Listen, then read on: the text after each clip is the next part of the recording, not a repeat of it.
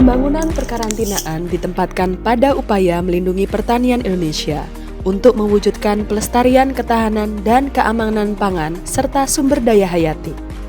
Terkait dengan upaya ini, maka peranan karantina meliputi aspek pengamanan pelestarian sumber daya hayati, pencegahan masuk atau tersebarnya hama penyakit hewan karantina, organisme penyakit tumbuhan karantina, kelestarian lingkungan, dan keamanan pangan yang sehat, utuh dan halal.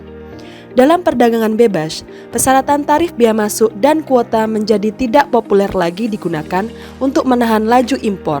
Oleh karena itu, persyaratan non-tarif serta sanitari and pitosanitari digunakan sebagai instrumen perdagangan untuk mencegah defisit ekspor dan impor suatu negara.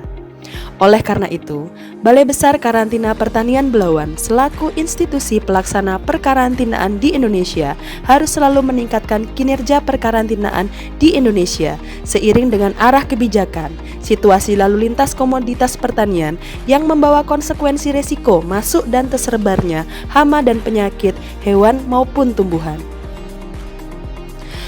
Proyek Perubahan Strategi Percepatan Layanan dan Informasi Perkarantinaan Indonesia melalui inovasi Sistem Informasi Terintegrasi Berbasis Web Quarantine Integrated Platform Service KIPAS dalam mendukung nasional logistik ekosistem di Pelabuhan Belawan merupakan sebuah terobosan yang diharapkan mampu menghadirkan sebuah wadah sebagai sumber informasi serta pengembangan layanan perkarantinaan dalam rangka mewujudkan kemudahan bagi pelaku usaha dan industri serta instansi terkait yang akan memberikan dampak positif terhadap proses lalu lintas barang ekspor, impor, serta antar area.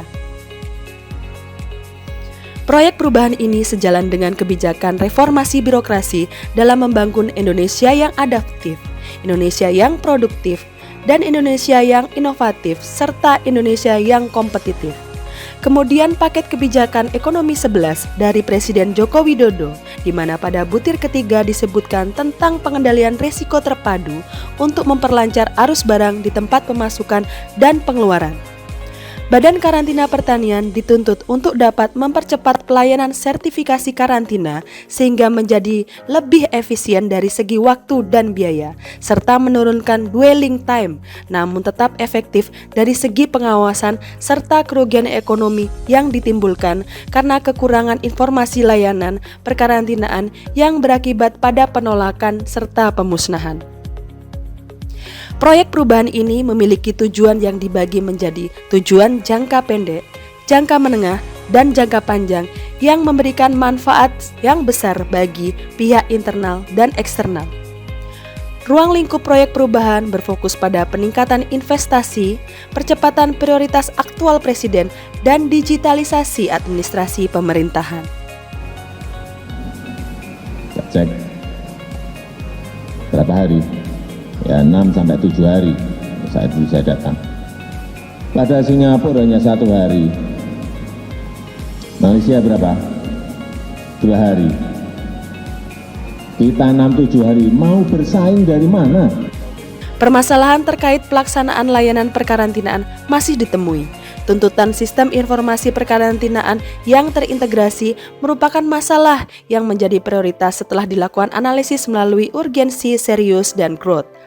Setelah dicari akar penyebab masalah dengan Fishbone dan dicari alternatif solusi masalah dengan McNamara, kemudian dipertajam dengan strength, opportunities, aspiration, dan result, diperoleh strategi percepatan layanan dan informasi perkarantinaan Indonesia melalui inovasi Sistem Informasi Terintegrasi Berbasis Web Quarantine Integrated Platform Service KIPAS dalam mendukung nasional logistik ekosistem di Pelabuhan Belawan.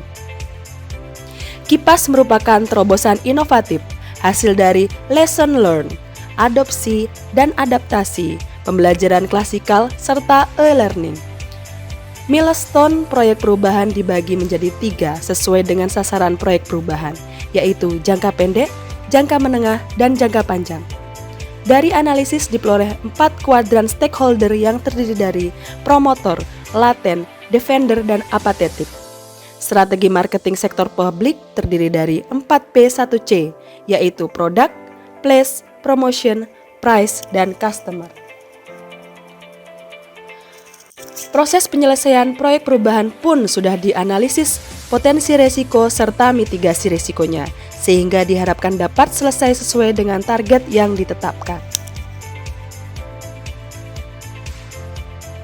Saya Yarham Harid, Regional Head 1 PT Pelabuhan Indonesia Persero.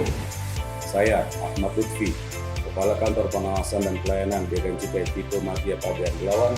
Kami selaku Kepala Balai Besar KSD Sumatera Utara, Rudianto Saraginatidu.